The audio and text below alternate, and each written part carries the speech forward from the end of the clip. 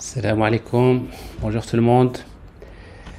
Alors, ce matin, je vais continuer toujours sur la thématique de l'utilisation du pattern Signals. Alors, cette fois-ci, je vais vous montrer comment travailler avec Signals dans une application mobile basée sur Flutter. Donc, j'avais déjà l'occasion de présenter des exemples d'applications Flutter. J'avais montré comment gérer le state d'une application. Bon, il y a des solutions, donc comme provider et surtout comme bloc, business logic component. Et j'avais montré comment travailler avec bloc dans pas mal d'exemples d'applications. Et aujourd'hui, donc, je vais vous montrer comment travailler avec Signals.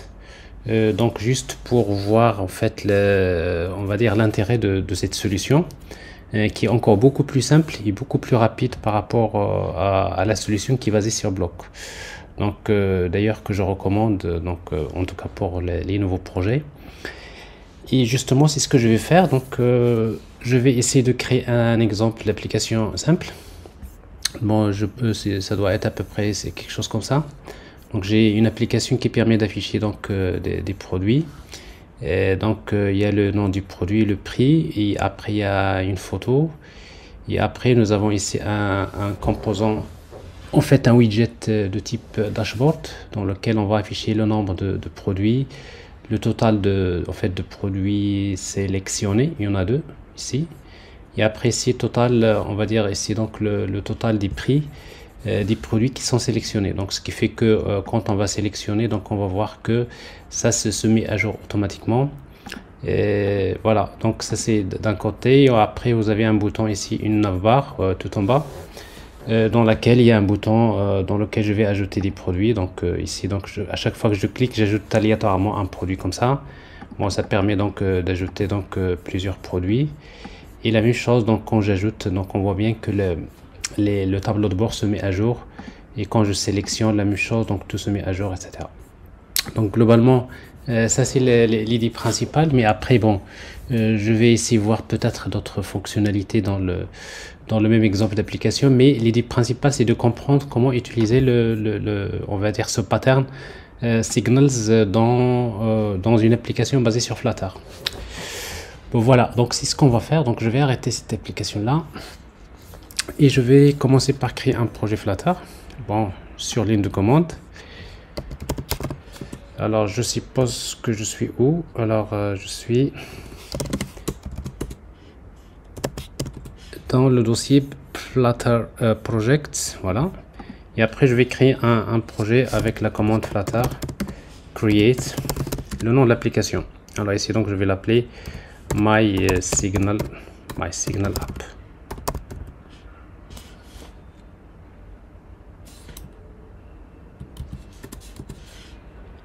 Alors bien sûr, donc vous savez, pour des raisons de convention, les noms du projet, on peut pas, donc le dash n'est pas accepté, il faut utiliser le underscore.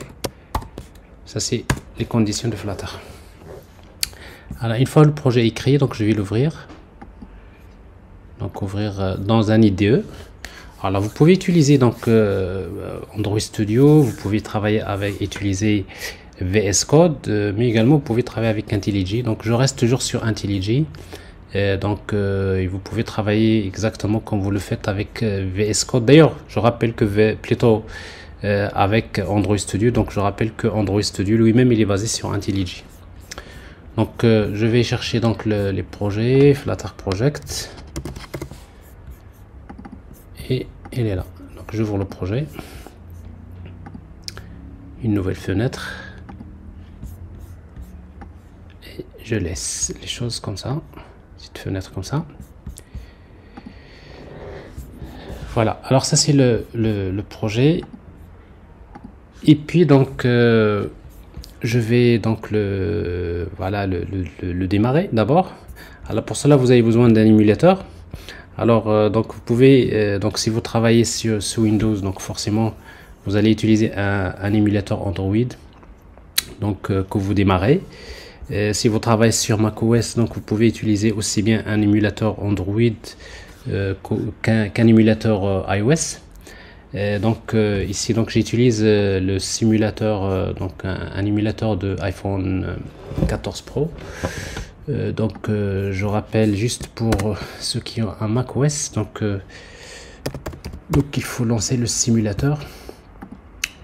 Et quand vous le lancez, donc ça suppose que en fait vous avez installé tous les outils Xcode. Alors donc je vais quitter.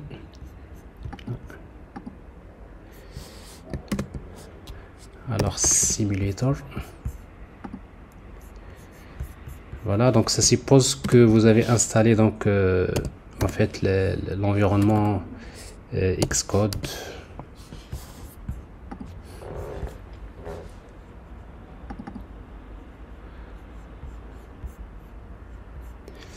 Et que tout est configuré. Bon, ici donc je crée un simple projet test.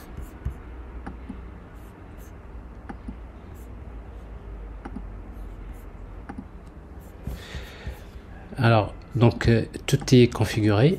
Alors principalement au niveau de voilà.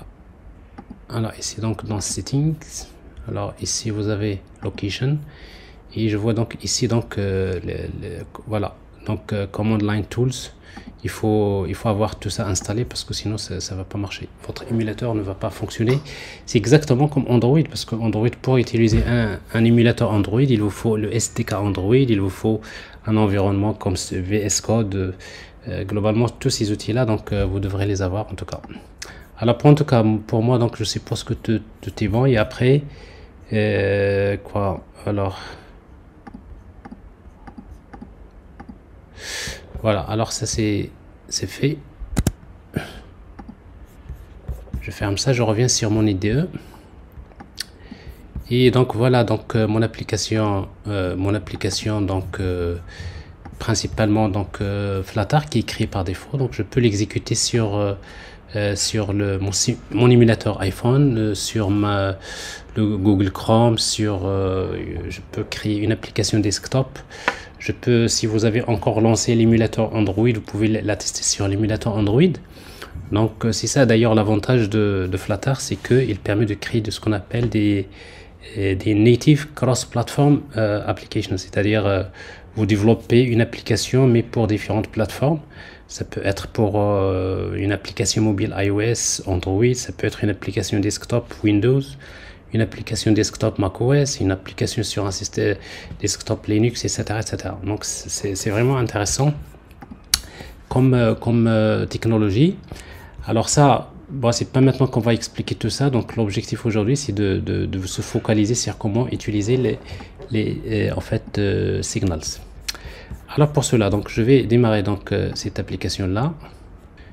Et puis donc voilà, donc vous voyez donc l'application classique avec un compteur. Donc je rappelle que l'application utilise par défaut un stateful widget, donc qui est un widget qui permet de voilà de gérer l'état du widget. Donc c'est-à-dire quand l'état change, ça va se répercuter sur en fait la partie user interface. Et donc, mais nous avons déjà expliqué que les stateful widgets, l'inconvénient, c'est que à chaque fois que, par exemple, dans notre cas ici, à chaque fois que le compteur change, le problème, c'est que c'est le rendu de toute la page qui va être régénérée. Donc, ce qui fait que, donc, même s'il y a une partie qui change la page, donc c'est toute la page qui va être régénérée en termes de rendu. Donc, ça, ce qui fait, c'est un peu lourd. Alors pour cela, donc les solutions de state management, ils sont faites pour justement gérer ce genre de problématiques. C'est ce qu'on va voir d'ailleurs avec Signals. Alors ici donc je reprends, donc j'ai main.dart, donc je vais effacer tout et donc je reprends tout de zéro. Donc je vais importer en fait le package material dart et après je vais créer un stateless widget. Donc ici je vais donc ici ça c'est voilà, donc avant de créer le stateless widget, donc d'abord il me faut la méthode main, et dans la méthode main donc je vais faire appel à runapp. Je vais démarrer une application qui s'appelle myapp tout simplement, que je vais créer. Alors pour moi, my app, ça va être un stateless widget. My app. Voilà. Alors, donc dans my app, je vais retourner, donc je vais créer une material app dans laquelle il y a tout simplement dans laquelle je vais créer un widget, une page que je vais appeler homepage. Je vais l'appeler product page.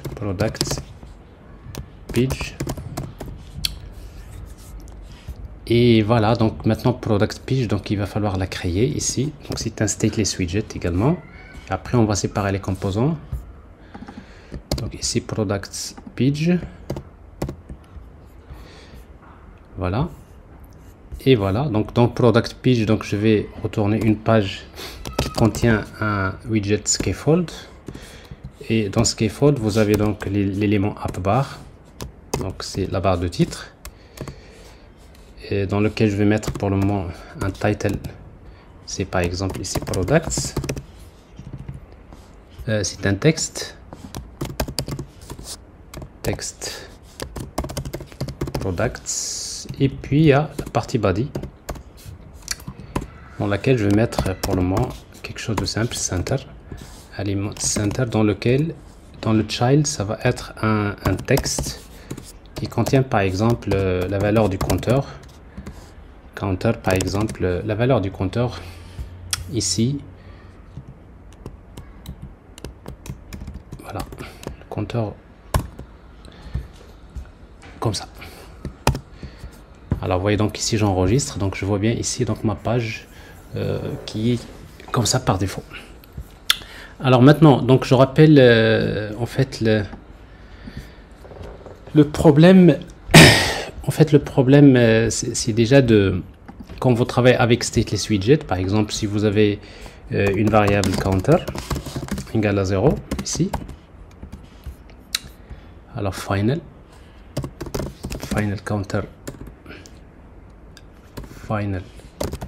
counter égale à 0. Et puis donc ici vous voulez créer, vous affichez la valeur du compteur ici counter. Et puis donc ici donc je vais créer des boutons ici après body. Vous avez par exemple floating action button dans lequel je vais utiliser donc ici une ligne row dans lequel je peux créer par exemple des boutons. Donc floating action, donc ici children,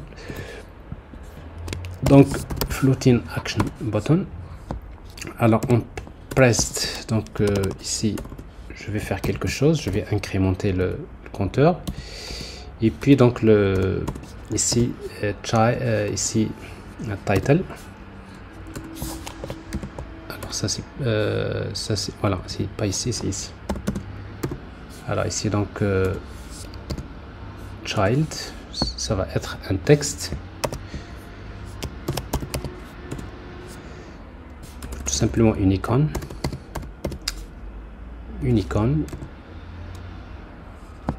par exemple de type icons.add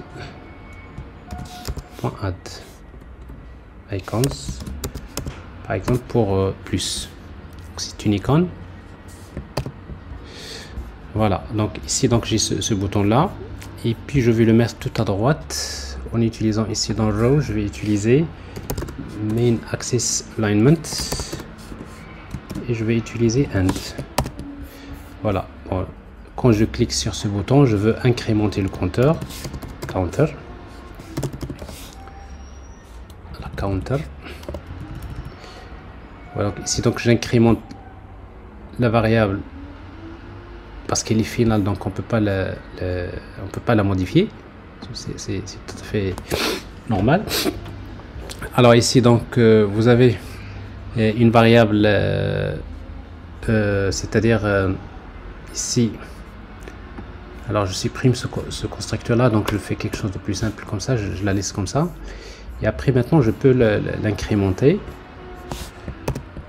Alors techniquement parlant, ce qui se passe, c'est que je suis dans un stateless widget. Quand je clique, j'incrémente bien le compteur, mais ici donc le rendu n'est pas régénéré. puisqu'il s'agit d'un stateless widget. Donc je voudrais que quand la variable change, je voudrais que ça se met à jour au niveau de la partie user interface. Alors forcément, la solution, vous les connaissez, donc stateful widget, vous utilisez donc d'autres solutions comme par exemple block, tout ça c'est des solutions. Alors maintenant on va utiliser signals. Alors en tout cas, pour utiliser signals, qu'est-ce qu'on va faire? Eh bien, il faut installer la dépendance signals, flutter signals. Donc je vous montre ici. Alors flutter signals, voilà le package. Donc vous avez la documentation, elle est pas mal faite. Et puis donc si vous voulez installer, donc vous allez juste voilà, exécuter la commande flutter pub add signals. Alors c'est ce que je vais faire ici.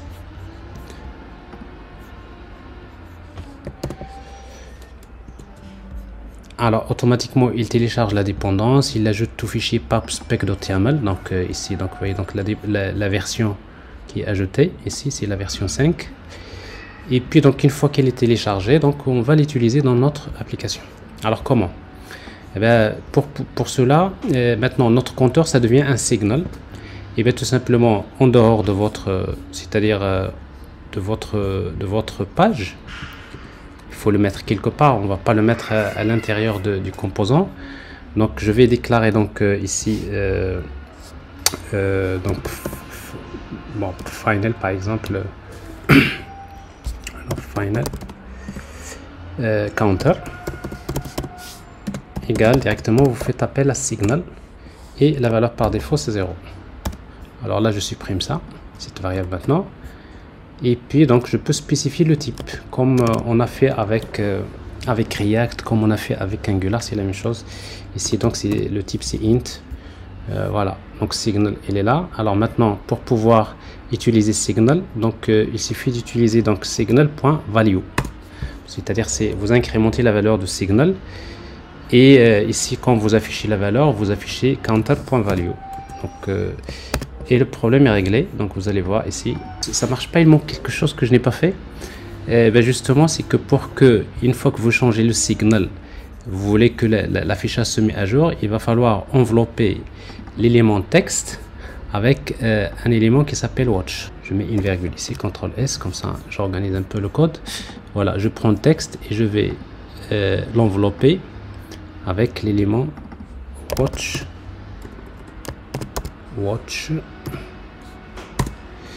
Alors fait l'élément watch il reçoit quoi? Il reçoit une fonction contexte et il va retourner notre élément directement ici. CTRL X, l'élément texte. Alors le child maintenant on va le supprimer, on n'a plus besoin. Donc vous voyez donc ici à l'intérieur de center vous avez watch et à l'intérieur de watch vous avez ici counter. En fait l'élément watch si vous voulez c'est en quelque sorte c'est lui qui fait un subscribe vers le signal, de façon à ce que dès que la valeur du signal change, bah, automatiquement c'est-à-dire il va régénérer. Donc c'est-à-dire il va régénérer ce texte là. C'est exactement ce qui se passe. Vous voyez d'ailleurs ici on voit bien la valeur qui s'incrémente. Là il n'y a pas de problème. Donc ça c'est l'idée principale, donc l'utilisation de signals. Alors maintenant ce qu'on veut faire c'est qu'on veut créer une application. Donc si vous voulez on va créer un state dans lequel on va gérer notre state. Alors pour cela dans le dossier libre, donc je vais créer un dossier que je vais appeler par exemple store. Par exemple ici mon store ici. Alors ici donc je supprime, c'est un package, new package store, et dans ce package là donc je vais créer en fait un fichier que je peux appeler par exemple store .ts par exemple. Et dans ce store.ts, donc je peux mettre mon state. Alors pour le moment ici mon state c'est la variable counter, je vais la supprimer de là et je la mets directement dans le store. Ici il n'y a pas de souci. Alors sauf que ici il va falloir importer ici. Alors c'est un fichier .dart, c'est pas ts. Alors factor rename .dart, c'est pas du TypeScript, c'est Dart.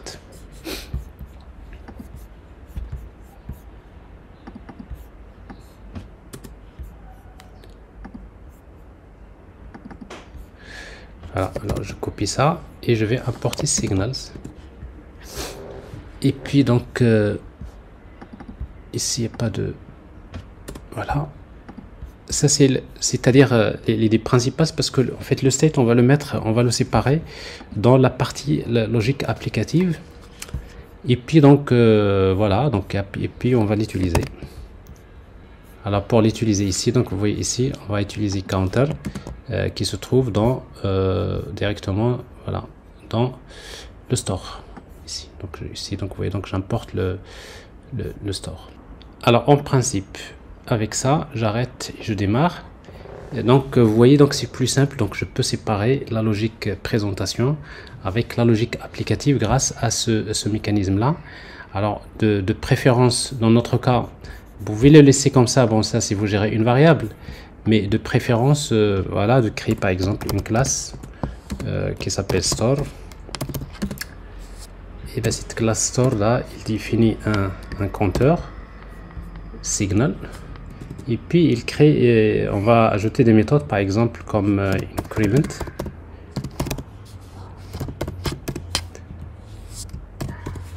qui permet d'incrémenter le compteur, donc counter.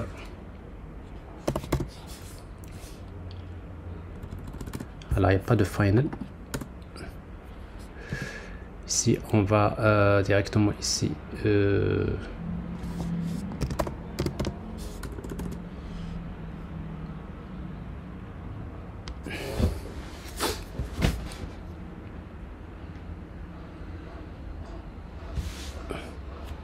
alors final.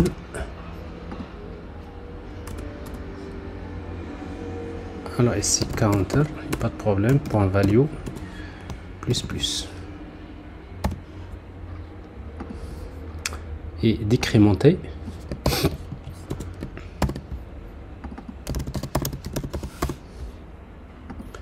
Dans lequel je vais décrémenter. Voilà, donc j'ai mon store, si vous voulez, dans lequel j'ai mon state et j'ai les opérations qui permettent de gérer le state. Et puis donc je vais créer une variable, une instance de cette classe là. Voilà, donc store final store égale new store.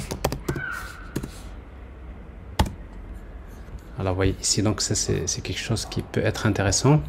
Et puis donc si je reviens ici à mon application, et bien tout simplement je vais devoir importer, alors ça je supprime ça, je vais devoir importer tout simplement store. Donc pour accéder au store, donc je vais utiliser l'objet store.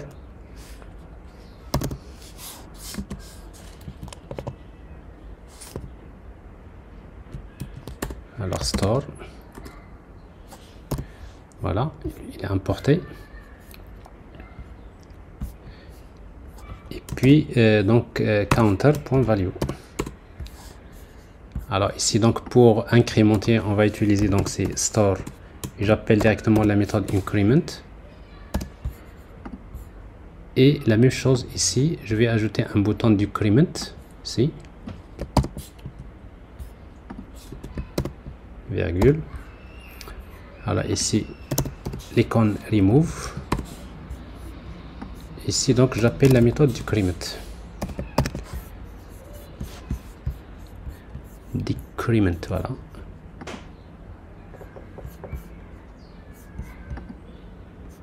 Ah, il y a une virgule en plus. Voilà, donc j'ai mis deux boutons, un qui va incrémenter et l'autre qui va décrémenter. Je redémarre l'application.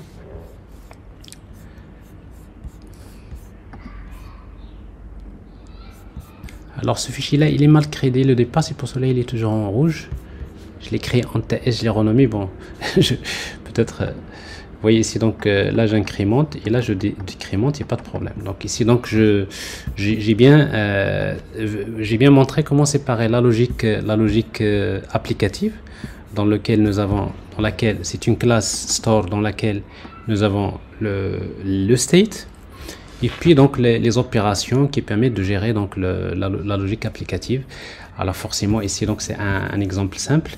Alors ici maintenant je vais plutôt travailler mon cas. Alors dans mon cas, alors déjà cette classe la store, pourquoi j'ai pas la garder comme ça? Je vais prendre ce code, CTRL X, je supprime ce fichier là.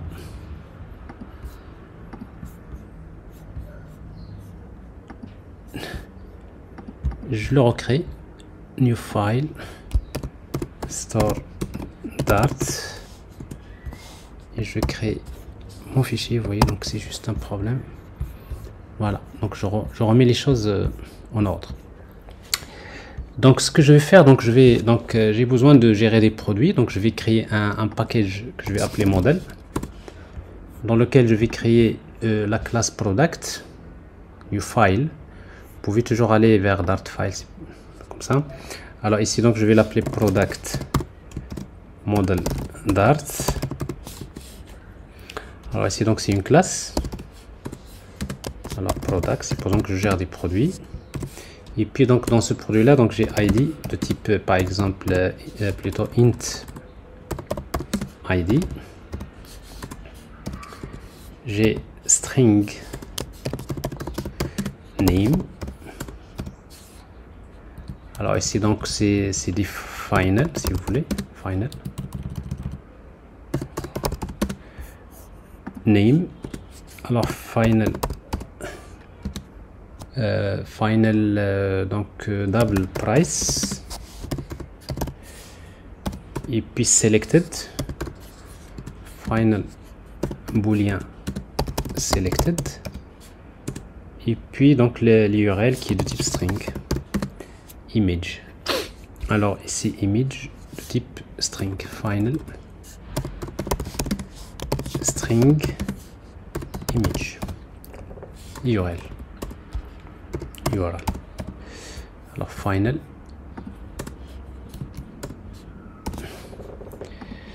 Voilà, et puis donc j'ai besoin d'ajouter un constructeur. Je génère un constructeur avec paramètres. Je voudrais que ça soit des paramètres, voilà, donc je peux créer donc un constructeur comme ça, comme je peux ajouter un constructeur dans lequel je peux spécifier les noms des paramètres. Donc j'ajoute les accolades, mais dans ce cas là, donc je dois ajouter ici required pour chaque attribut. Alors required, la même chose ici.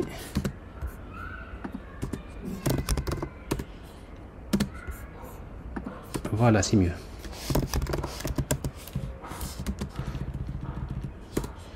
Alors ça c'est notre constructeur.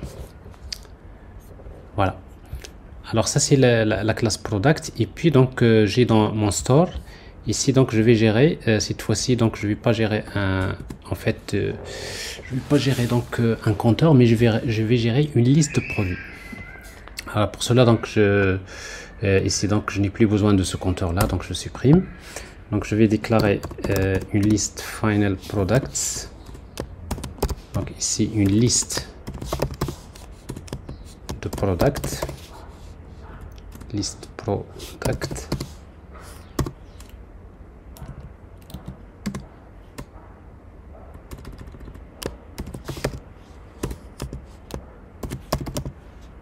Le product.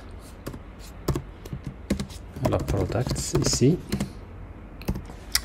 Alors en réalité ici, comme c'est un signal, donc je déclare directement final product égale signal, et j'ai une liste de product. Donc ici la valeur de la liste, et je vais spécifier ici que le type contient une liste de product, un tableau de product. Bon, ça marche bien. Et puis je vais ajouter quelques produits initialement au début. Alors ici donc j'ai un premier product. Donc, vous voyez donc ici les attributs ID égale à 1, name computer, Ici price, je vais mettre n'importe quoi. Selected false. Et puis les URL, je vais prendre des URL, des images quelconques. CTRL S, voilà, ça me donne quelque chose comme ça. Donc ça c'est le premier produit. Virgule. Le deuxième produit. Et le troisième. Alors ça c'est le numéro 2. Ça c'est printer. Ça c'est la valeur. Ici true. Et puis ici smartphone. J'ai la valeur ici. Selected. Voilà. Alors j'ai ici une liste un signal qui gère une liste de produits pour le moment. Et puis donc j'ai des méthodes. Alors ce n'est plus increment, decrement.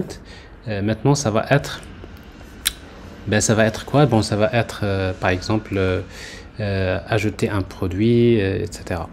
Alors par exemple dans notre cas, pour le moment on va essayer donc d'afficher d'abord la liste des produits et après on va essayer d'ajouter les méthodes au fur et à mesure. Alors pour cela, donc je reviens, je vais arranger ici moi voilà donc ma page. Alors qu'est-ce que je vais faire? Eh bien je vais donc arranger tout ça d'abord avec ici bar products. Alors ici donc je vais créer une liste. Donc ici dans body, je vais créer une liste qui permet d'afficher la liste des produits. Alors pour cela donc comme il n'y aura pas que la liste, il y aura également une partie d'autres parties. Donc qu'est-ce que je vais faire? Donc je vais utiliser par exemple un élément par exemple stack qui permet d'empiler donc des éléments. Et donc dans stack je vais utiliser donc children, dans lequel je vais utiliser donc plusieurs éléments. Et l'un des éléments c'est d'utiliser donc une liste. Alors ici donc je vais afficher donc liste view view.builder ou bien .separated si je veux mettre une ligne de séparation. Bon, je mets builder et après j'ajoute les éléments de séparation. Alors builder, donc ici builder, qu'est-ce qu'il reçoit? Ben, il reçoit une fonction qui reçoit le numéro de l'index de l'élément, et pour chaque élément, dans notre cas ici on va utiliser item count. Donc c'est-à-dire combien d'éléments que je vais afficher, ça va être c'est store. Et dans store je vais trouver products.value.length. C'est-à-dire ici donc je vais parcourir j'ai une boucle en quelque sorte sur le nombre de produits, et à chaque fois je vais utiliser un élément les styles dans lequel je vais utiliser donc title, et dans title donc je vais afficher des informations. Alors quelles sont les informations? Ça va être une ligne, une row, et dans l'élément row je vais afficher un élément pour l'image. Donc ça va être un circle avatar par exemple, avatar. Après je vais le compléter, et après le deuxième élément ça va être encore une colonne, toujours sur la même ligne, et dans la colonne je vais afficher en haut, je vais afficher un texte qui contient le nom du produit. Ça va être c'est store. Alors si vous voulez vous pouvez mettre une chaîne comme ça, $ de préférence, et vous appelez la variable store products.value. Comme c'est un tableau, on va mettre entre crochets index, parce que ça c'est l'indice de l'élément, c'est ça. Et puis ce qui m'intéresse c'est name. Voilà, donc j'affiche le nom, et puis je vais afficher virgule, et j'affiche le prix, price. Alors je vais arranger ça. Alors et ça maintenant je n'ai plus besoin de ces boutons là, floating action buttons, donc je vais bah, je les laisse quand même ici. Je supprime ce code. Voilà. Alors ici donc j'ai donc pour le moment donc ma page qui m'affiche, donc voilà, Circle Avatar, j'ai le nom du produit, j'ai le price. Alors maintenant il faut arranger notre design. Alors pour arranger notre design, qu'est-ce qu'on va faire? Alors qu'est-ce qu'on va faire? Donc nous allons ici créer notre thème. Alors donc vous voyez donc ici Material App, vous avez thème, ici thème data, et dans thème data donc on peut personnaliser notre thème. Ici par exemple je peux choisir primary par exemple swatch, la couleur. Donc ici je vais utiliser color. Alors je peux utiliser des couleurs par exemple basées sur le bleu, le blanc, etc. Donc deep orange par exemple ici. Et primary, je peux spécifier également la couleur primaire.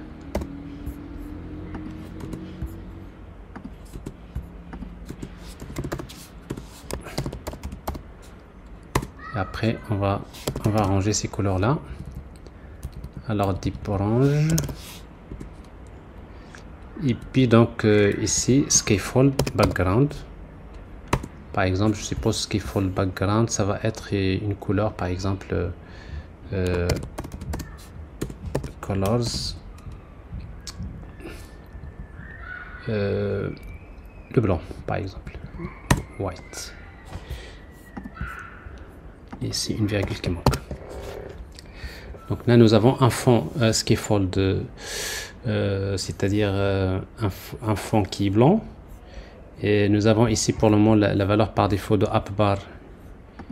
Ici c'est, donc je vais utiliser background, et dans background je peux utiliser thème of context. Je peux utiliser primary color par exemple ici si je veux pousser ça vers ça, et après donc je peux spécifier ici par exemple le texte, etc. Bon, bref. Alors ici donc ici la couleur, je peux utiliser style, alors texte style, color, et je peux utiliser la même chose ici thème of, et je peux utiliser la couleur par exemple indicator color qui est je pense un blanc. Voilà.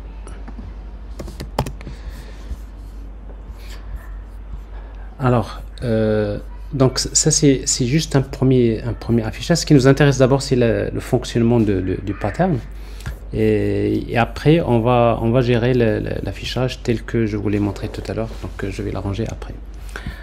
Alors ici donc je reviens sur l'affichage ici. Qu'est-ce que je vais ajouter? Alors c'est déjà Circle Avatar, donc ici donc le rayon par exemple ici 50. Ici je vais ajouter un espace ici. Alors cette colonne là je vais dire tout simplement main axis alignment. Alors je vais aligner ça start, comme ça je vais aligner mon texte comme ça. Plutôt c'est, alors ça c'est pas main, c'est plutôt c'est cross axis alignment start, c'est ça. Donc je les aligne et je vais les décaler un peu. Après Circle Avatar, je vais utiliser size box, je laisse un espace par exemple 8 de 10 virgule, voilà, je laisse un peu d'espace. Et puis ici donc je vais mettre une icône qui indique est-ce qu'elle est sélectionnée ou non. Alors ici donc je vais le mettre alors ici j'ai le premier élément, c'est ça, l'autre c'est colonne, et après la colonne donc je vais ajouter un élément qui plutôt, donc je peux utiliser l'icône ici parce que j'ai plutôt les styles. Alors les styles, vous avez lead-in ou trailing icon, donc c'est une icône. Alors ici donc je peux utiliser donc icons, par exemple check, bon, quelque chose comme ça, check circle. Oui, donc ici j'ai une icône comme ça, mais en fait je dois faire un test. Ça dépend, est-ce que le produit est sélectionné ou pas. Et bien c'est ce que je veux faire. Donc je vais ici utiliser, je fais ça, CTRL X, et je fais donc voilà, store, j'appelle store product value de index selected. Alors si c'est le cas, je fais point d'interrogation, je fais ça, deux points, je fais ça. Alors ici donc si c'est selected, je fais check. Si c'est pas selected, j'utilise une autre case, par exemple comme celle-là, blank, comme ça. Voilà, ça me donne quelque chose comme ça. Donc ça c'est, voilà, ça c'est sélectionné, ça c'est pas sélectionné. Et puis donc quand je clique sur l'icône, donc je vais sélectionner le produit. Alors pour faire ça, donc sur list tile, toujours plutôt pas sur list, ouais, sur list tile ou sur l'icône. Alors ici donc sur list tile, voilà, sur list tile j'ai on tape. Alors ici donc c'est quand je clique sur l'élément, je vais essayer de le sélectionner. Alors pour cela donc je vais appeler une store, j'appelle store, j'appelle une méthode select que je vais créer. Qu'est-ce que je vais sélectionner? Je vais sélectionner le produit. Alors ici donc le produit ça va être c'est store products value de index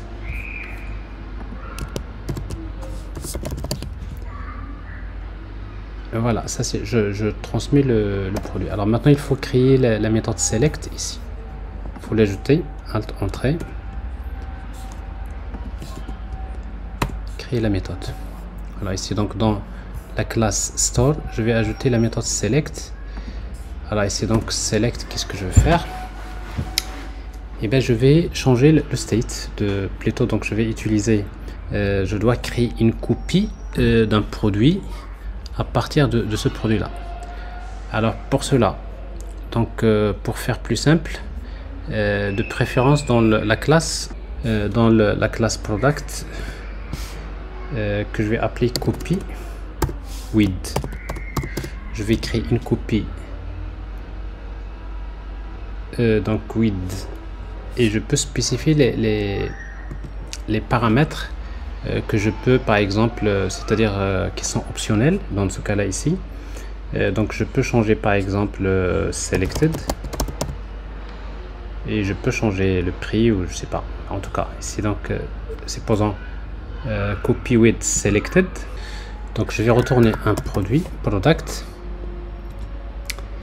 Alors dans ce produit là, qu'est-ce qu'on va voir? Donc on va tout simplement lui affecter les valeurs. Alors ces valeurs là, alors ici le ID, donc on va lui donner le 10.id, donc on va pas changer. Et par contre, alors le 10 n'est pas obligatoire, on va pas le mettre. Alors ici supposons que j'envoie également le paramètre name, et je peux également changer le paramètre price, et je peux changer par exemple le paramètre URL. Dans ce cas là, je vais mettre, donc si le paramètre name égale à name s'il existe, sinon ça va être c'est this.name, c'est-à-dire si on ne précise pas le paramètre name, il va retourner la valeur.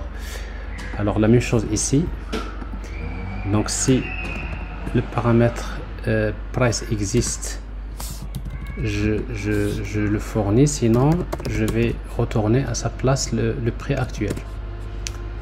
La même chose pour selected, donc selected this.selected, et la même chose pour l'URL this.url. Voilà. Alors ici il est justifié pour enlever la confusion.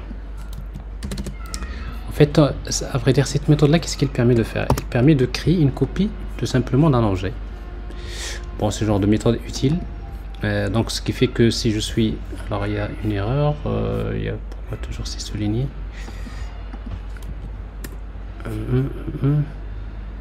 Alors la fin de ça, il me faut la fin de la classe. Il y a une accolade qui manque.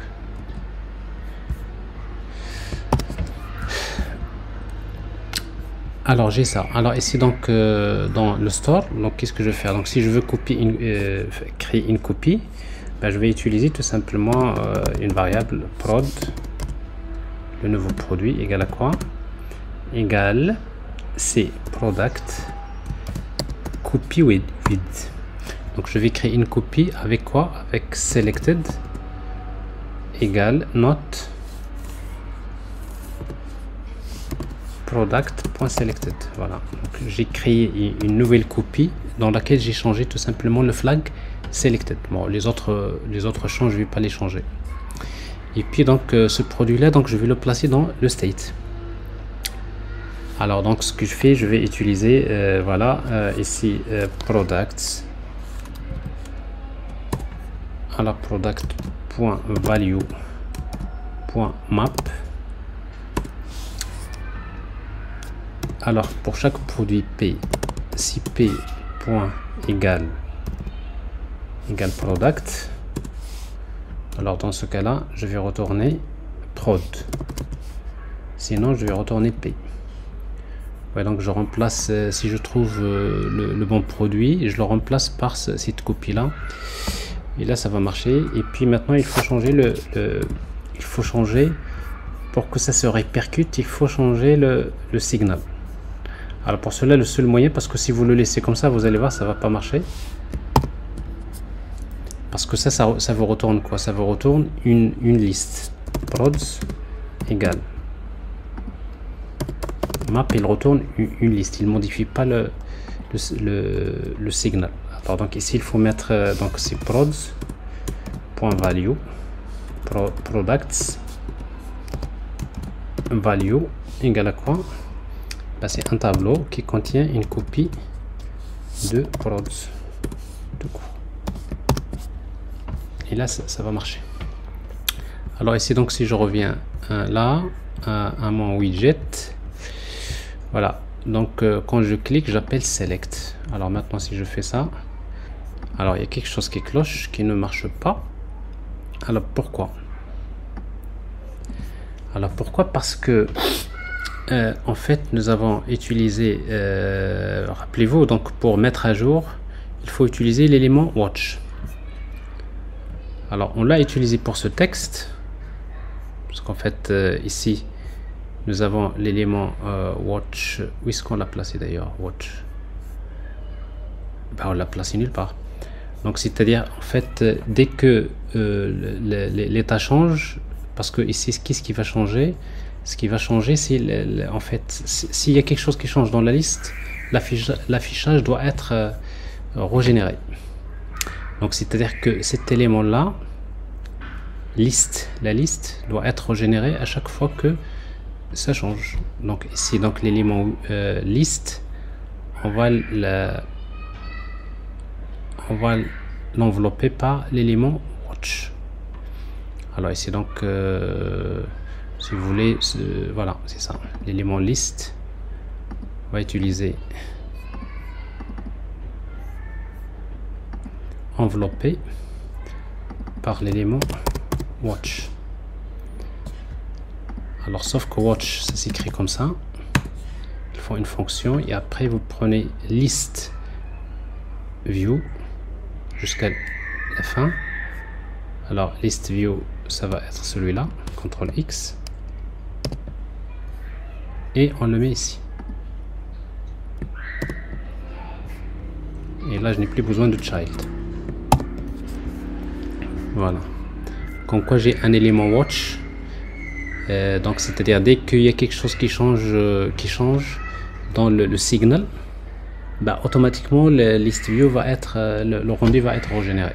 Donc ça c'est important. Alors et après vous allez voir ça marche maintenant. Alors ici vous voyez qu'il n'y a pas de problème. Et puis je vais faire la même chose pour ajouter. J'ai un bouton qui permet d'ajouter le produit. Alors pour cela, donc je vais changer. Je vais pas utiliser, d'après le design que j'ai montré tout à l'heure, je vais pas utiliser floating action buttons, mais plutôt je vais utiliser, voilà, je vais utiliser, donc je fais comme ça, je vais utiliser navbar.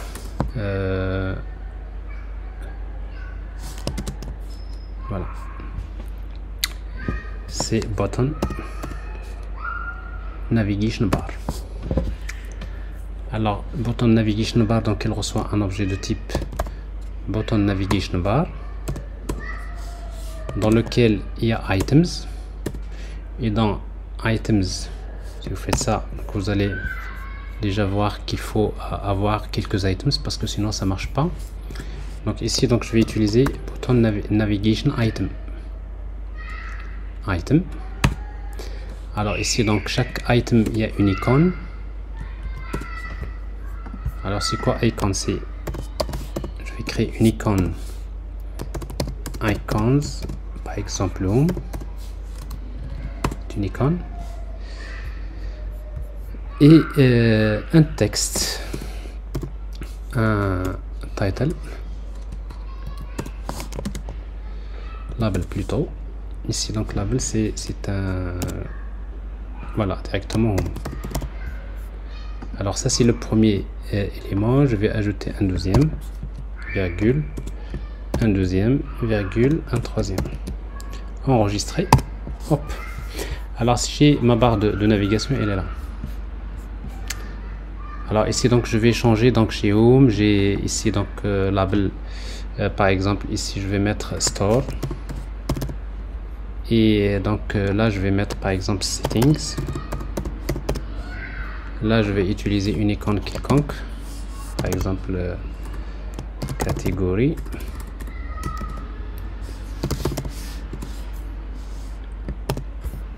et là je vais utiliser une icône settings. Voilà. Alors maintenant ce que je veux, c'est que quand je clique sur ce bouton là, je veux ajouter aléatoirement un produit. C'est juste pour faire le test, et après bon, vous gérez vos éléments.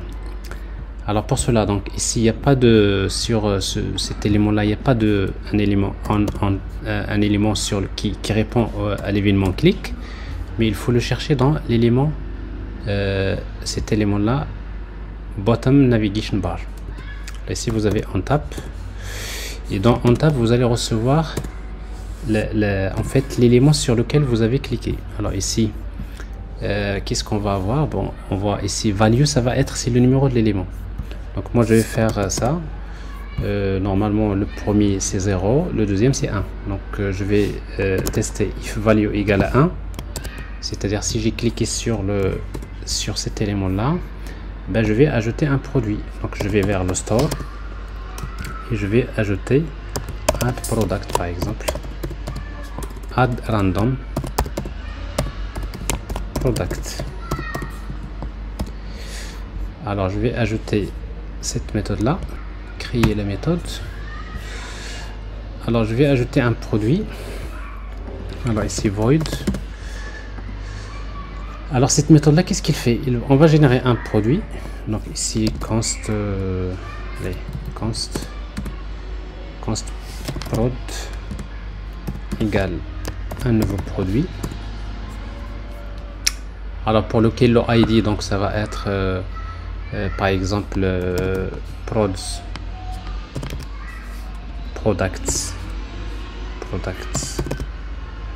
point value. Voilà, attendez. Alors products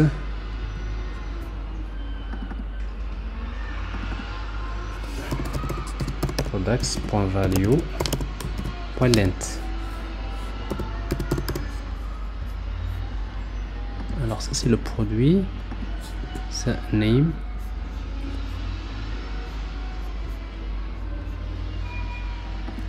price selected, l'URL,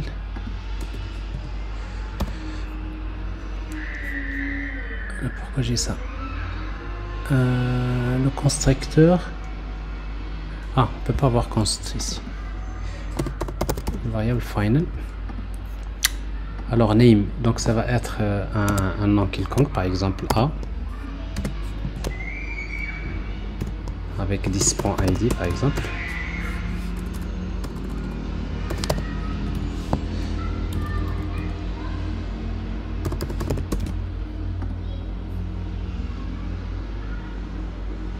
Ouais. Donc je vais mettre A par exemple, un nombre quelconque. Le prix, je vais mettre juste une valeur constante et là je vais mettre false. Il y aura, je vais mettre une chaîne vide. Donc c'est juste quelque chose de plus simple. Alors ça c'est une fois que je crée le produit. Maintenant je vais l'ajouter. Je l'ajoute à quoi? Je vais l'ajouter à la liste. Alors pour cela, donc je vais utiliser products value égale une copie de products .value et je vais ajouter ce produit là prod. Ça marche, sauf qu'il y a ici une erreur, il y a un point virgule en plus. Là, pourquoi il y a un point virgule en plus? Il n'accepte pas parce que ici j'ai ajouté. Normalement, quand vous mettez c'est-à-dire cette flèche là, ça suppose qu'il y a une seule instruction. Alors ici, pas de problème. Alors ici, donc vous voyez ici, si je clique, hop, ça s'ajoute. Je vois bien. Voilà. Alors ici donc j'ai mes éléments qui sont ajoutés. Alors maintenant j'ai un peu une idée comment on change le state, comment ajouter des éléments dans l'état, c'est le cas ici. Alors maintenant je vais créer un dashboard dans lequel je vais afficher quelques statistiques par exemple, et après à la fin je vais arranger le design. Je pense que c'est ce que je vais faire. Voilà. Alors maintenant pour cela, donc je vais créer un élément séparé. Ici je vais créer un package que je vais appeler widgets,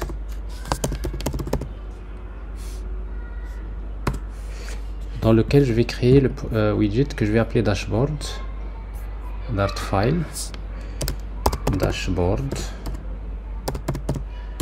widget dart. Alors j'importe donc matériel dart, je crée un stateless widget que je vais appeler dashboard.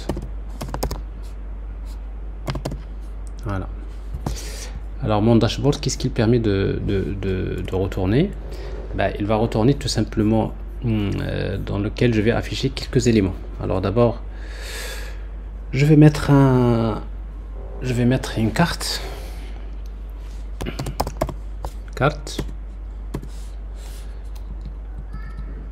C'est une carte.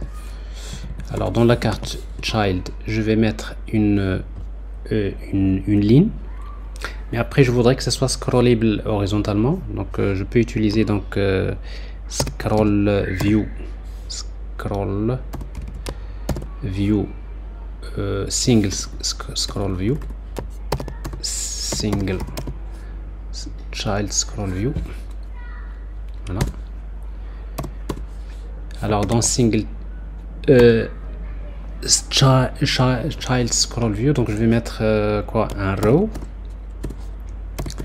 et dans l'élément row je vais mettre une liste, et dans cette liste là qu'est-ce que je vais mettre? Je vais mettre donc voilà, donc je vais afficher tout simplement des textes, hein?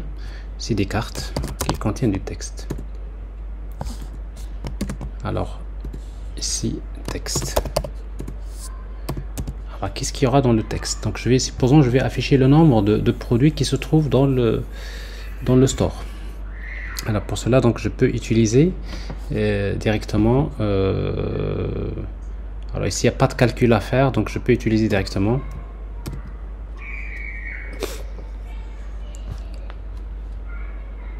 je peux utiliser directement store, product, value, length.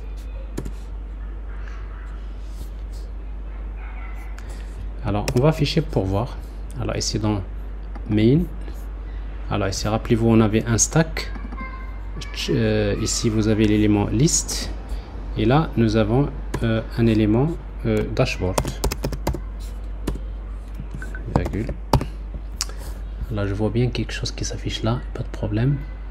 9 produits, donc c'est un élément carte qui s'affiche à ce niveau là.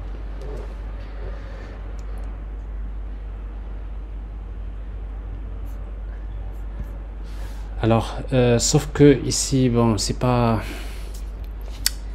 bien empilé parce que l'élément stack donc c'est un peu à utiliser avec beaucoup de précautions. Alors qu'est-ce que j'ai utilisé moi ici? J'ai pas utilisé stack mais j'ai utilisé, je pense, colonne. Ouais. Donc au lieu de stack je vais utiliser colonne. Voilà, parce qu'en fait stack en fait il permet d'afficher l'un sur l'autre. Après c'est à vous de gérer le positionnement. Donc dans mon cas ici, donc je préfère. Alors maintenant si vous avez dans une colonne, vous avez une autre liste et d'autres éléments, ben, il faut utiliser voilà, il faut utiliser expanded, l'élément expanded, sinon vous n'allez rien voir. Expanded, alors pas ici, alors pas ici, voilà, expanded sur l'élément watch, enveloppe 8.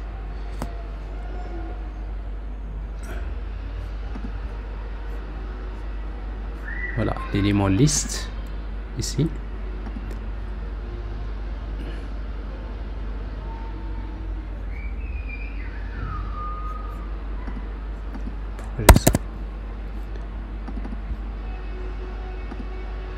Alors je vais envelopper avec un élément.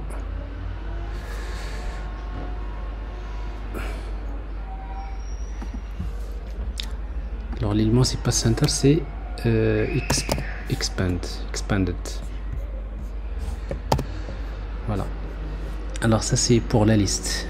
Comme ça la liste va occuper le reste de la page. Vous voyez ici, c'est notre élément de dashboard comme ça. Alors ici donc ça c'est juste a priori bon ça c'est un affichage initial. Alors on va compléter maintenant notre dashboard dans lequel on va mettre nos éléments. Alors qu'est-ce qu'on va mettre donc ici dans le dashboard? Alors ici donc notre carte, le texte déjà on va le mettre dans un padding,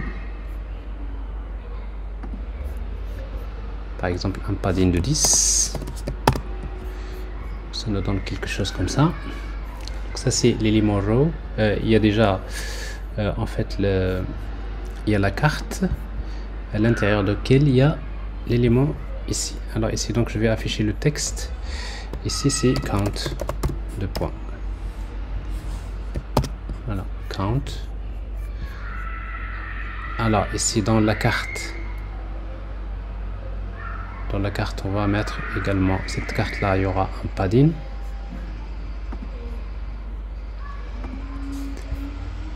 de 10, c'est comme ça. Donc ça c'est le premier élément. Et puis donc au niveau de l'affichage, les couleurs et tout ça, donc comme je disais, donc je les laisse à la fin. Alors j'ai count. Alors maintenant je vais faire la même chose. Alors maintenant quand j'ajoute, vous voyez donc j'ajoute, mais ça change pas ici. Alors pourquoi? Parce qu'il me faut encore ajouter l'élément watch. Ouais, donc cet élément watch ici, dès que il y a quelque chose qui change, c'est-à-dire si ce texte là, si la valeur change, ben, vous pouvez l'envelopper directement ici, vous ajoutez l'élément watch. Voilà ici watch. Alors watch c'est pas un child qui va être utilisée, c'est plutôt une fonction qui retourne ce texte.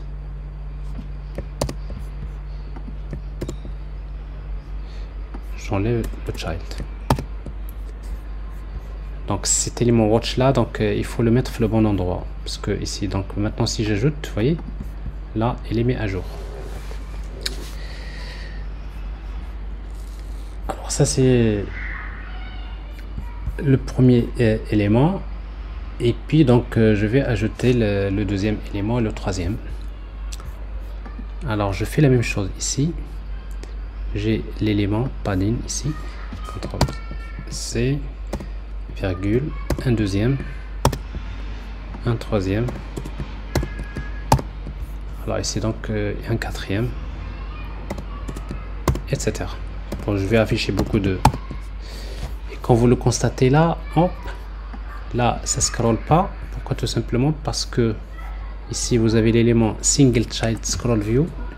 Il faut utiliser un élément scroll direction. Alors donc dans scroll alignment directional, vous utilisez horizontal. Non, c'est pas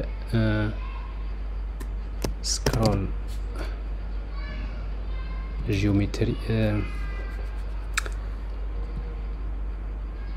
scroll direction.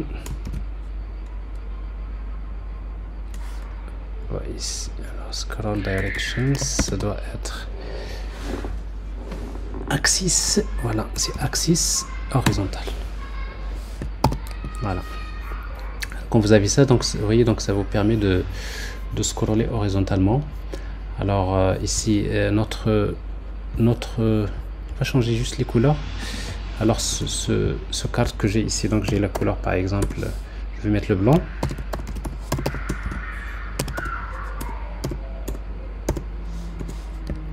Voilà.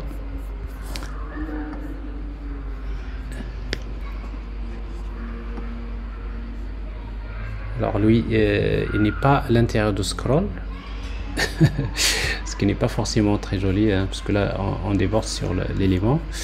Donc qu'est-ce qu'on va faire? Ben on va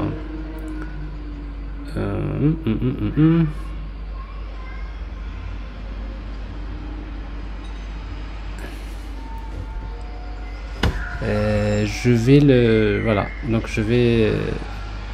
celui-là, on va le déplacer en bas. Je pense qu'il y a quelque chose comme ça que ici. Ici, with child. C'est-à-dire permuter avec l'élément fils. C'est-à-dire vous avez single, et là vous avez la carte. Parfait. Alors comme ça, cette fois-ci, c'est tout l'élément qui scroll. Voilà. Alors maintenant je vais changer les valeurs. Alors ici donc c'est count. Là je vais mettre le nombre d'éléments sélectionnés. Mais ici dans le nombre d'éléments sélectionnés, je vais utiliser, je vais faire un calcul ici. Voilà, ici donc j'ai celui-là. Alors je vais mettre par exemple selected. Alors dans selected, donc je vais utiliser une expression computed. Alors en fait computed c'est un signal qui fait un subscribe, et après à chaque fois que le signal change, il reçoit les valeurs, il fait un calcul. Alors dans notre cas ici computed, il reçoit une fonction, et cette fonction là ça va être quoi? Ben ça va être c'est store. Il va me retourner ce signal de type computed, il va retourner store product value point where. Ici c'est comme si vous dites filter. Alors where p.selected length. Alors là ça me retourne ici, alors ça me retourne que le nombre de produits sélectionnés. Alors ici on va voir.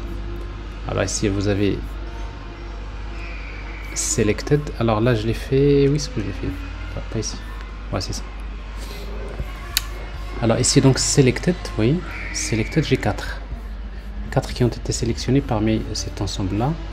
Alors ici donc je vais sélectionner un autre, il y en a 5. À chaque fois que je change ici, donc ça sera calculé automatiquement. Et vous voyez ici, c'est intéressant. Alors là, je vais mettre par exemple le total des produits sélectionnés. Alors pour cela, total des produits sélectionnés.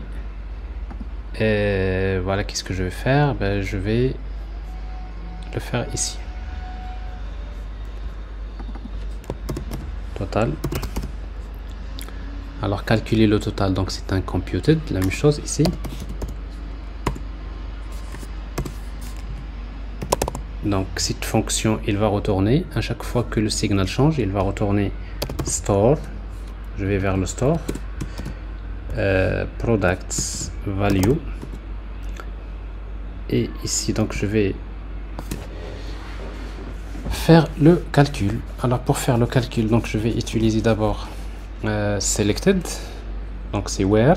Je vais d'abord sélectionner les produits sélectionnés. Ici j'ai une parenthèse p selected comme tout à l'heure. Ça c'est la première condition. Le deuxième c'est map. Ce qui m'intéresse c'est que les prix, parce que je vais faire un reduce sur les prix. Donc c'est plus simple de faire comme ça, p. Voilà, pour chaque produit sélectionné, je vais retourner p.price. Donc ici j'ai un stream qui contient que les prix, et après je mets reduce. Alors reduce, ici il va recevoir la somme et le prix actuel, et après tout simplement je fais somme plus p. Donc ça c'est un reduce calculé avec la manière des streams. Voilà. Alors ici donc vous avez la syntaxe, mais en principe ça vous pouvez le faire ce calcul là vous pouvez le faire dans le store. Donc parce que là c'est pas bien d'écrire tout ce code là dans la partie UI. Alors c'est ce que je vais vous montrer. Alors ici donc je fais ça. Alors vous voyez ici, à chaque fois que je change, il recalcule. Alors j'ai un seul produit sélectionné avec le prix 3200. Vous voyez ici, je vais ajouter 1200, ça fait 4400, ça marche. Alors maintenant ça c'est pas bien de laisser ça ici. On va vers le store et on va prendre ce computed que vous voyez là, cette expression, CTRL X, et on va la mettre dans le store ici directement. Vous voyez ici product, et je peux déclarer également final. Par exemple ici c'est total prices égale CTRL V. Donc je crée directement ici un computed et ça devient un signal, et je fais la même chose pour l'autre aussi.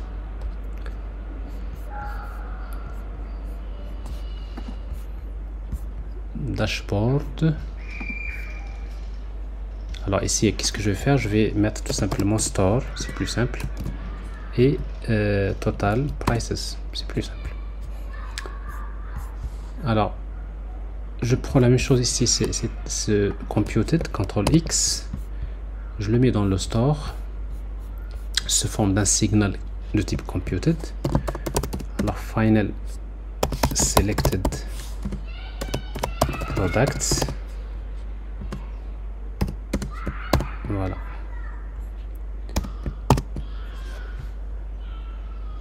Ça tient, et je change ici.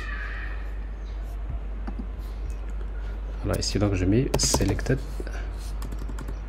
store selected products. Alors ici vous voyez donc ça marche aussi bien, et pas de problème. Parfait.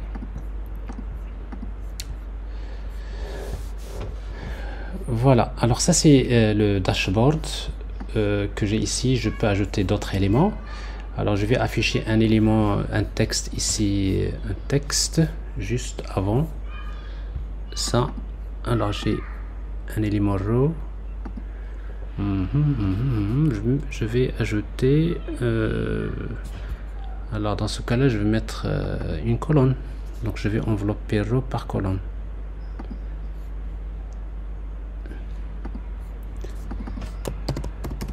colonne et j'ai children. Alors j'ai le premier élément, ça va être tout simplement un container. Donc voilà.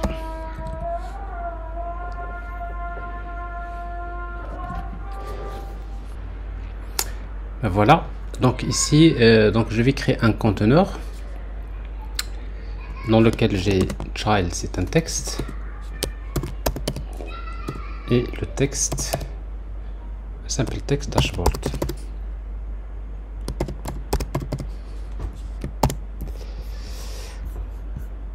Alors je charge.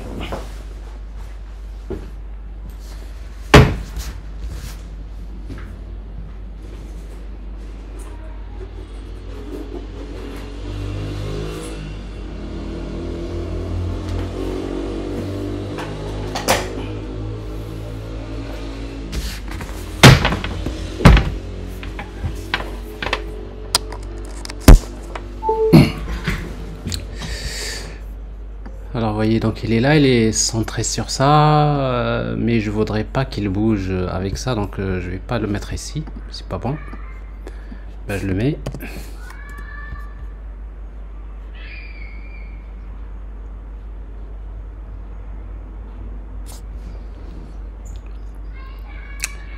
Donc je le mets avant ça. Donc je vais encore l'envelopper avec un élément. Alors je vois plus ici widget, il est là. Non, qu'est-ce que j'ai fait? CTRL Z. Ah, je l'ai supprimé. Alors je vais l'envelopper dans un widget. Alors c'est quoi le widget? Donc ici, donc c'est colonne, tout simplement.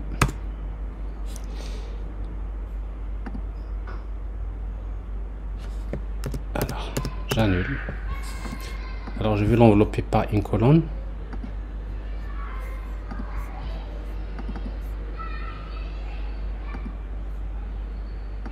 Voilà. Et puis donc je vais mettre ici un container qui contient un élément child, texte, dashboard.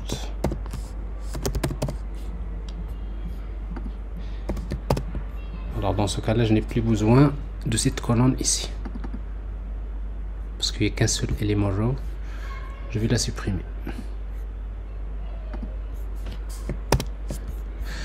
Alors j'ai le texte dashboard. Voilà. Alors ici donc je vais utiliser padding, etc. margin sur le conteneur. Alors padding each inset all, un padding de 10 et un margin de 10. Voilà. Ça me crée de l'espace ici. Alors un margin de 5. Alors maintenant, ça c'est les fonctionnalités de base. Ben, je pense qu'il reste c'est juste arranger le design. Alors d'abord je vais changer le style. Donc je vais pas utiliser ici l'orange, je vais garder le blanc. Alors je vais revenir sur le thème. Alors ici je vais utiliser donc le blanc. Alors ça je vais pas l'utiliser. Alors ici le blanc. C'est parfait. Et après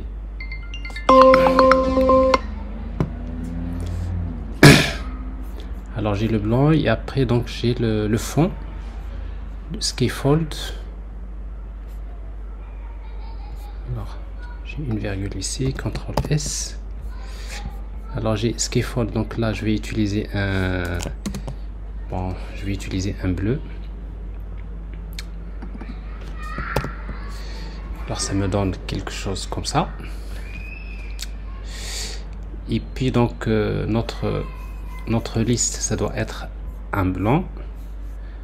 Donc ce qui fait, ça doit être sur un conteneur. Alors ici donc nous avons watch. Et puis donc je vais l'envelopper par un conteneur. List view. Conteneur. Et ce conteneur, donc c'est la couleur c'est white.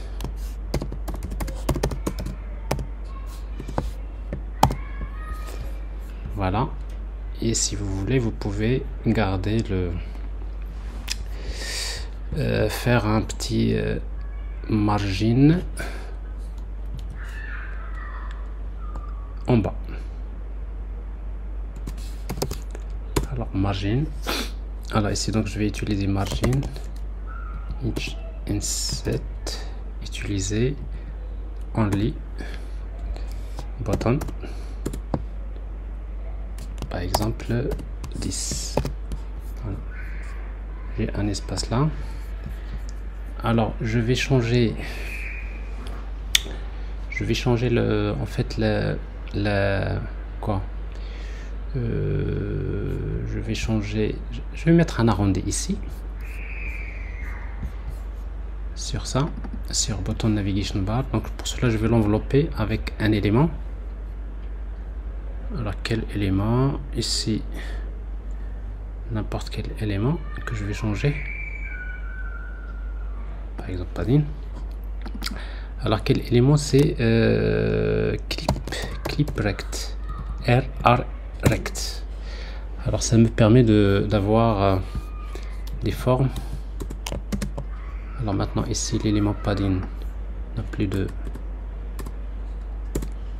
sens. Alors ici donc je vais mettre border radius, et ici border radius je vais utiliser uniquement à gauche, c'est-à-dire left button left. Et là je peux utiliser donc directement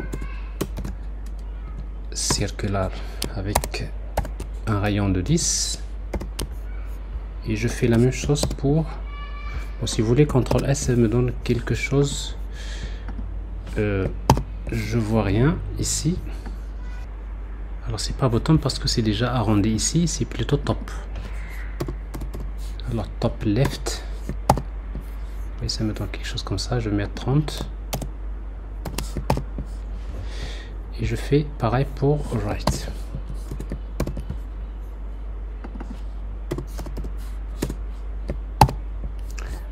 Voilà, alors ça me laisse ça comme ça. Et puis ici donc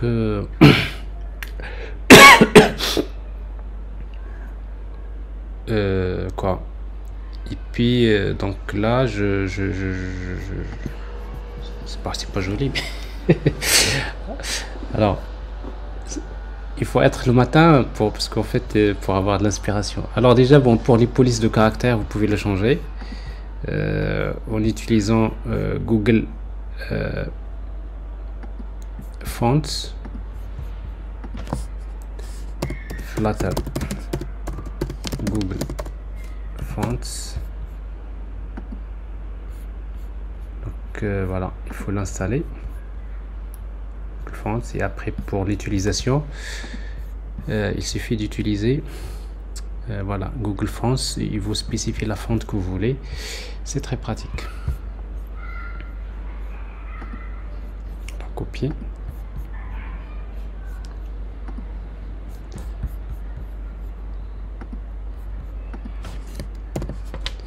Alors j'installe Google Fonts, et puis vous pouvez spécifier pour par exemple dashboard ici, pour ce texte là, style. Alors directement dans style vous pouvez utiliser l'objet Google Fonts, et vous appelez la police que vous voulez. Et si vous voulez voir les fonts, vous utilisez Google fonts, et vous pouvez voir, voilà. Alors ici donc cherchez ce qui vous plaît. Alors ici par exemple Nerco One, bon n'importe quoi. Alors Nerco One.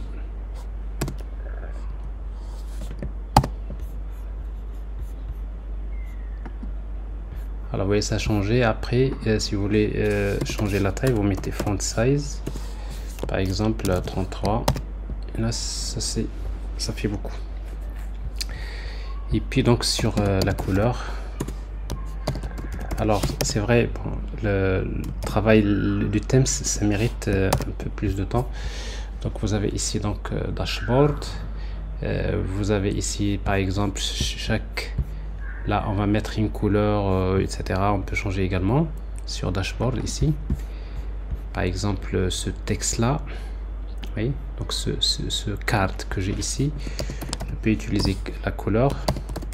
Alors je définis une couleur, alors je mets n'importe quoi, le rouge type orange par exemple, et puis ce texte doit être alors je vais mettre du bleu,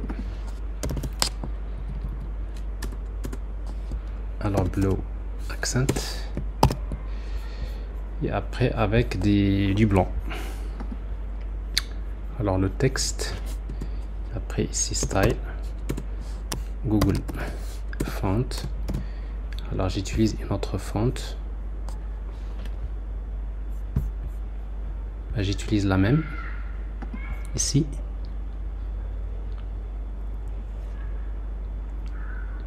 Nerco One.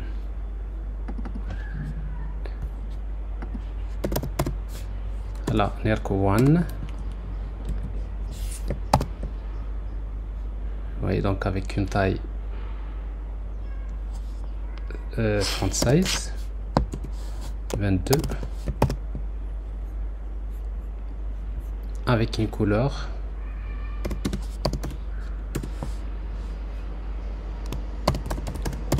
blanc. Alors normalement il faut mettre la couleur ici, au lieu de mettre le blanc, on a déjà pris primary color, c'est en blanc, donc on peut mettre au lieu de faire ça, à chaque fois vous mettez ces thèmes of context primary color, ça va vous faire du blanc, parce qu'en fait dans le thème on a déjà spécifié,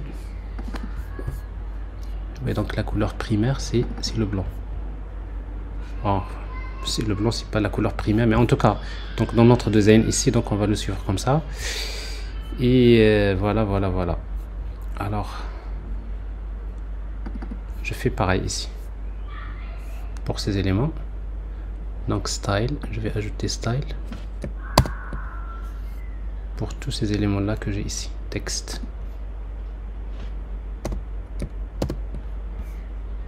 c'est pas ici.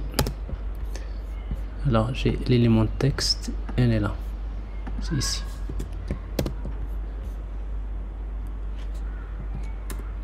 J'ai quelque chose en plus, je pense.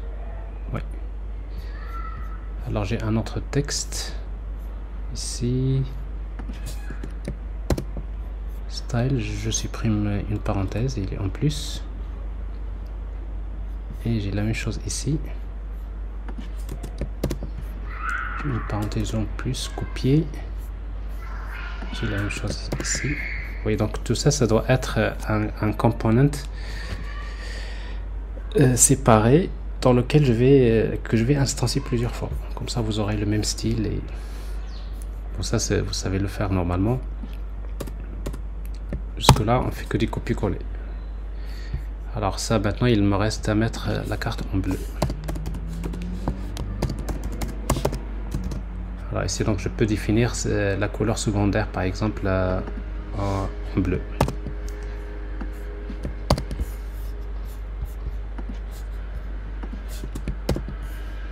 Et la même chose ici, la même chose ici.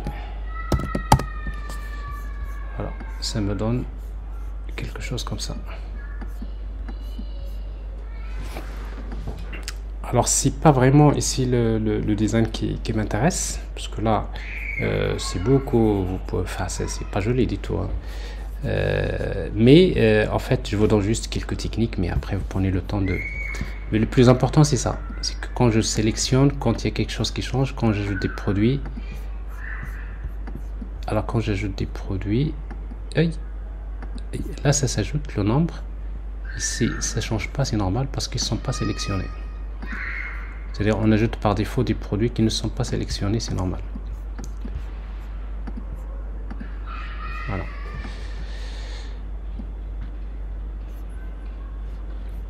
Alors si vous voulez ajouter des images, enfin vous pouvez chercher des URL, mais tout ça c'est des trucs statiques. Allez-y, vous allez vers par exemple Amazon. Alors je prends cette image là, je fais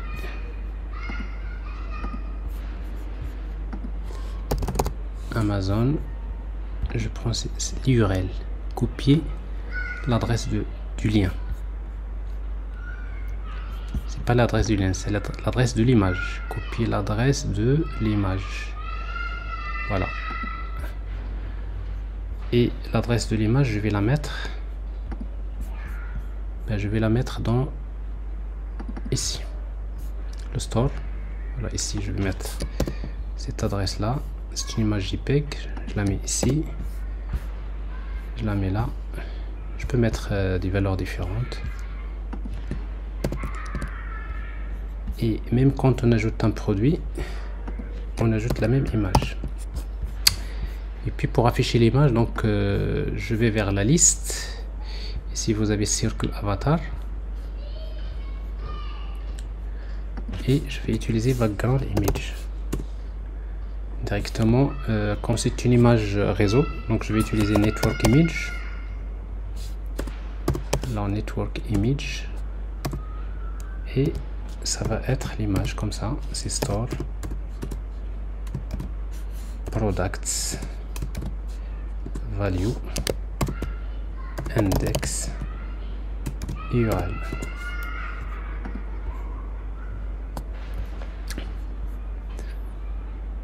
Alors ici, ça ne peut pas être...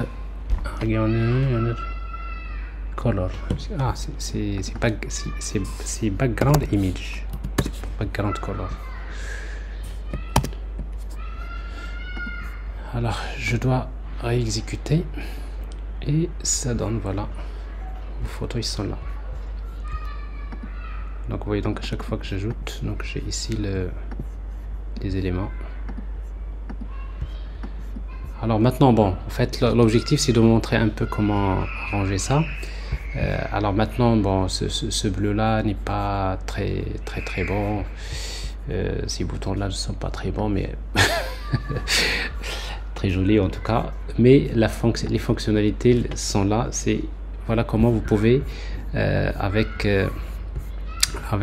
Signals, vous pouvez séparer la logique applicative. Vous voyez, donc c'est la logique applicative, c'est quoi? C'est une simple class store. J'ai le state et j'ai des méthodes qui permettent de gérer ce state là. Et donc j'ai un objet store. Et après tout le reste devient simple. En principe, à chaque fois si vous voulez utiliser des éléments, et il faut pas oublier d'utiliser un élément watch. Alors donc l'élément watch fait un subscribe vers le signal. Et dès que le signal change, bah, automatiquement il se met à jour. Donc on n'a pas besoin de créer des stateful widgets. On n'a pas besoin d'utiliser en fait block.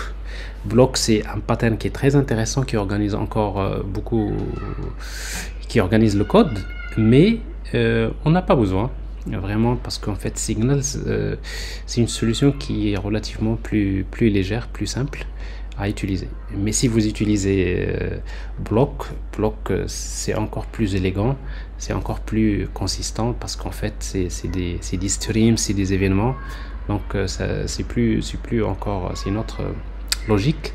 Mais avec Signals vous pouvez créer vos applications de manière très performante et très organisée aussi.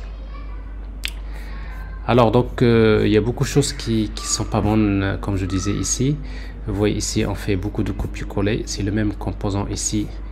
Vous voyez tout ça, il suffit de faire, prenez ça, l'élément padding, ici, CTRL C, alors ici, je vous crée un widget, new, KPI par exemple, KPI, voilà, KPI, widget, Dart. Donc j'importe matériel, voilà. Alors j'importe matériel Dart, je fais un stateless widget, c'est KPI, voilà, KPI, et puis là je mets retourner cet élément CTRL V que j'ai copié padding, vous voyez ici, j'importe watch, j'importe store et j'importe Google Font.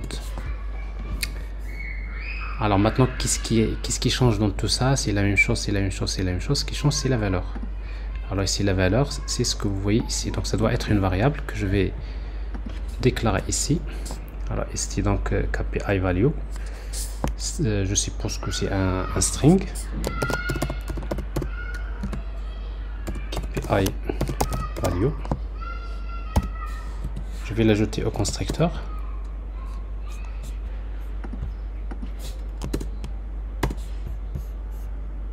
Non, qu'est-ce que j'ai fait là? Alors je crée ici final. Je l'ajoute au constructeur, c'est pas comme ça. Comme ça.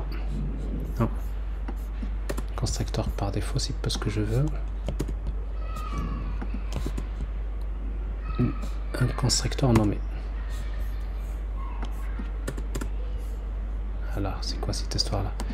Alors, je vais créer le constructeur d'abord. Est-ce qu'il y a déjà un constructeur? Non. Alors, je crée le constructeur.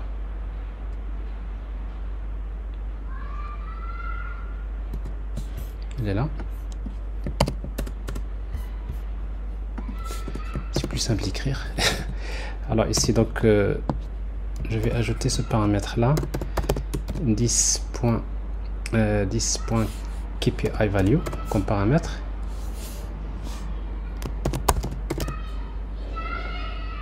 Ah, c'est pas ici. Alors, c'est pas ici que je vais déclarer. C'est pas dans la méthode build, c'est ici. Oh là là, je me posais la question pourquoi ça tient pas. Alors, ce paramètre là, donc on va l'ajouter ici. 10.KPI value, ici required, ok. Alors maintenant, qu'est-ce qu'on va faire? Et bien tout simplement, on va remplacer ça par ça. Donc dans notre dashboard, cet élément là, je vais créer un élément KPI et je lui transmets comme texte ce texte là, ça, CTRL X, CTRL V, c'est du texte et c'est tout. Et je supprime celui-là et je fais pareil pour les autres. Ça c'est le premier KPI, le deuxième, le troisième, le quatrième, le cinquième, le sixième, etc. Et puis donc les valeurs. Ici donc je vais mettre le texte selected.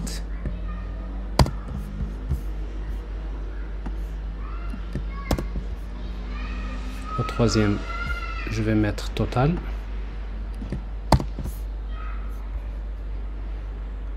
Etc. Les autres je les laisse et je supprime tout ça. Voilà, ça c'est beaucoup mieux. Et donc mon dashboard component devient plus simple et ça va me donner le même résultat, sauf que ici il n'y a que de 17, c'est pas normal. S'il n'y a que 17, ça veut dire que on n'a pas transmis les bonnes valeurs. Oui, count, que 40. Mais qu'est-ce que j'ai fait? Alors, dashboard. Alors ici, KPI, ah, c'est normal. Parce que dans le KPI value, donc je dois afficher ici, c'est pas ça que je vais afficher.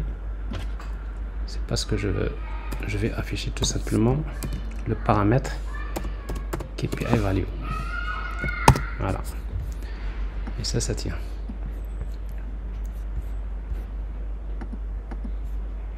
Je sélectionne. Selected. Ça marche pas. En fait, le wash devrait être pas ici. Si le wash devrait être... Non, pas ici. Parce que ça, c'est un paramètre. Il n'y a pas de... Ici, on manipule pas le...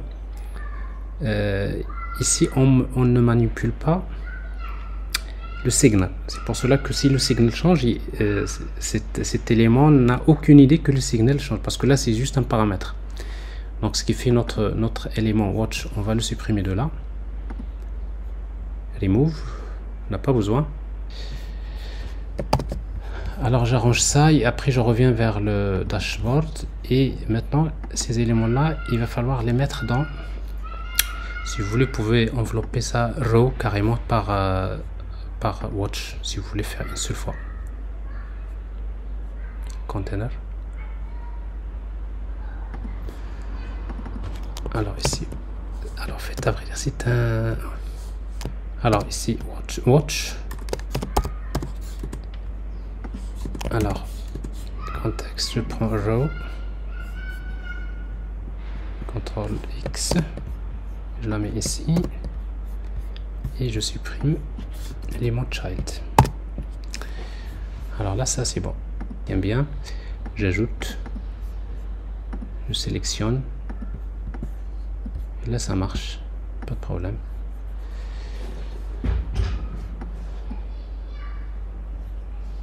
Et voilà. Alors ça c'est ce qu'en fait j'ai fait dans cette démonstration. L'objectif c'est de vous montrer comment utiliser Signals.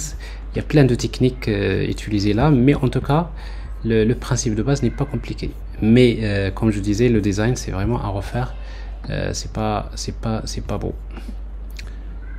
Alors pour changer un peu le design, ce que je peux faire c'est que d'aller vers d'abord la couleur, je vais utiliser le blanc. Ce qu'il faut, le background color c'est white. Comme ça le bleu disparaît, c'est pas bon. Et puis donc je peux par exemple changer la couleur, cette couleur là, donc je peux la laisser comme ça. Et puis donc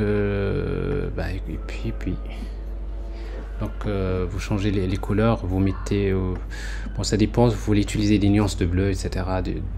Mais en tout cas bon, ça c'est juste maintenant mon texte il disparaît parce qu'il est blanc sur le dashboard. C'est à dire ici dashboard, ce n'est plus du white, c'est plutôt aussi du bleu.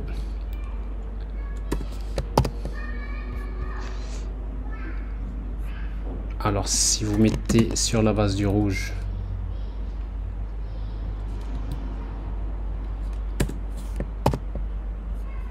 alors dans ce cas là les boutons doivent être, c'est du rouge. Alors donc primary color c'est plus du bleu, donc je vais la changer. Ici le fond plutôt c'est red.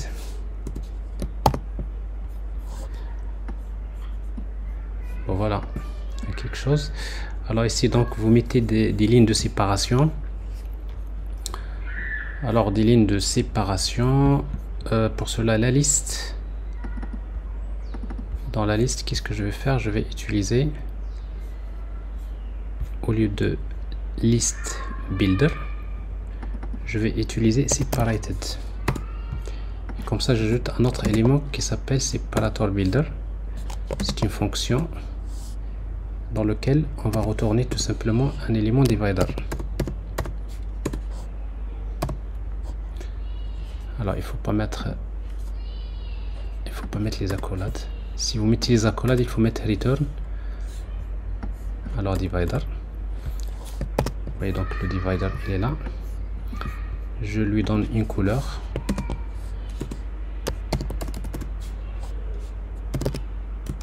Par exemple la couleur secondaire, c'est le rouge. Et vous avez quelque chose comme ça. Alors ici vous pouvez changer la couleur de cette barre tout en bas. D'ailleurs il faut la mettre dans un widget séparé. Alors ici donc voilà, et les clips, alors il n'y a pas de background color. Ici on a créé quoi, c'est items.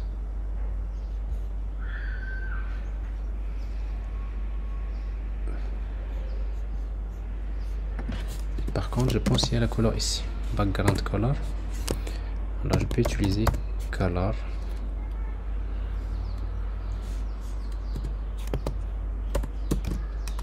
From. Vous mettez par exemple des valeurs RGB, un gris avec une couche alpha de 50%. Ça donne quelque chose comme ça. C'est pas. Alors les icônes doivent être normalement sur la base du rouge. Donc les icônes, c'est la couleur secondaire.